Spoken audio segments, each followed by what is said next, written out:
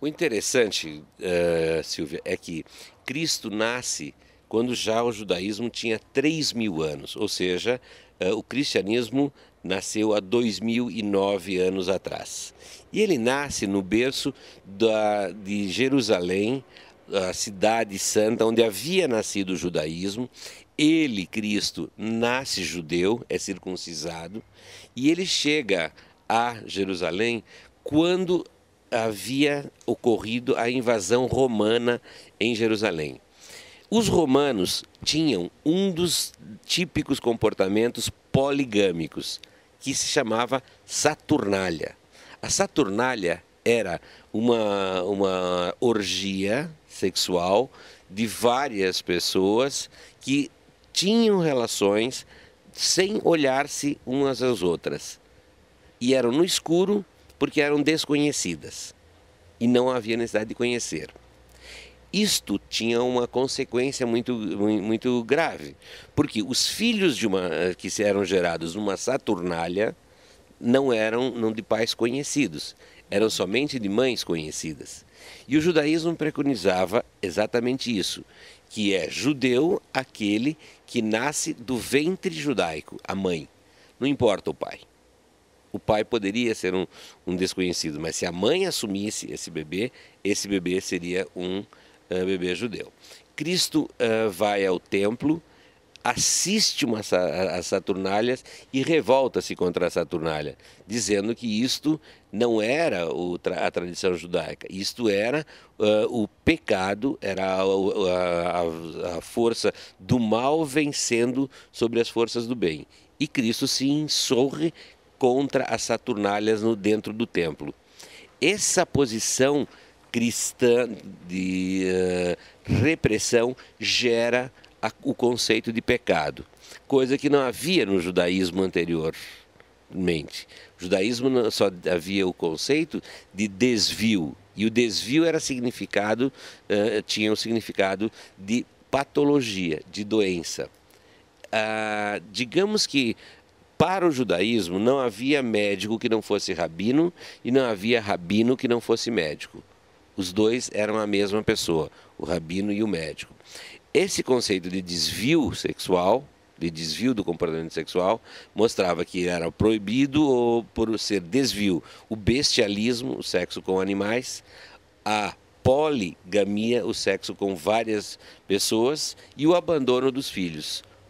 Além do que, eles propunham uma barreira maior possível ao incesto.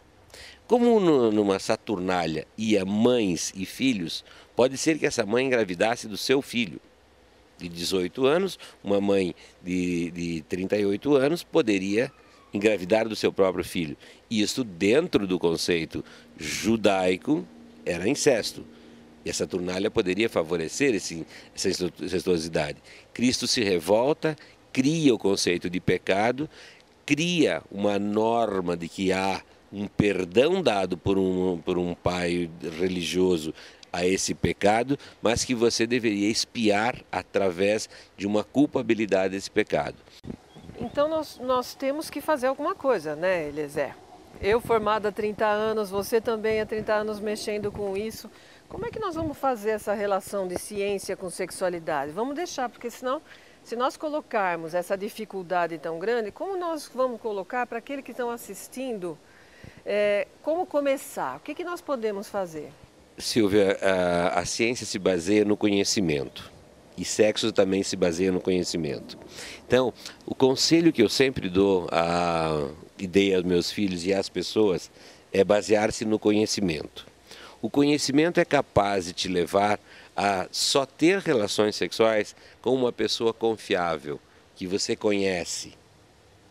O conhecimento é capaz de te levar a relacionar-se com essa pessoa que você conhece de uma forma mais sábia, mais sadia. Então, não há fuga a não ser o conhecimento. E o conhecimento de duas entidades.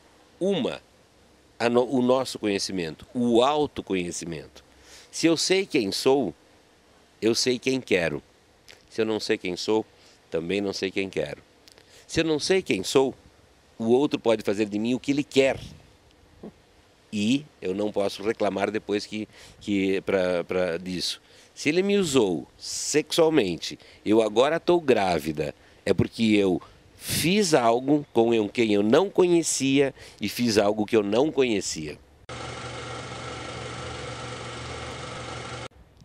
Foi muito mais instinto. Então, a sapiência, a sabedoria, o conhecimento é o princípio básico para nós, cientistas. Temos que conhecer mais ainda e conhecer a influência da religião sobre o comportamento sexual, sobre as disfunções sexuais, sobre o porquê não usar corretamente métodos anticoncepcionais e porque ainda se tem tanta dificuldade em veicular conhecimentos a respeito da sexualidade. Eu queria saber o seguinte, vamos começar. Alguma coisa nós temos que começar. Isso. A primeira coisa, pelo que você falou, é conhecer-se a si próprio. Conhecer seu corpo, conhecer o seu modo de agir, o seu modo de pensar, para depois conhecer o outro. Como é que a gente pode conhecer o corpo se a religião fala que não toque no seu corpo, que corpo é lugar de prazer? Como é que a gente faz isso?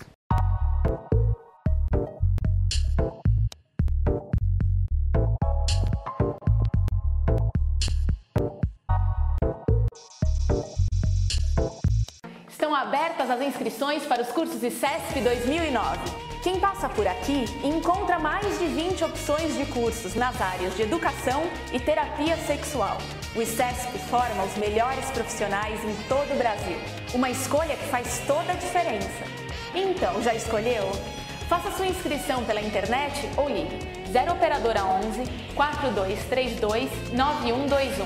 ICESP, uma formação que prepara você para os desafios da sua vida.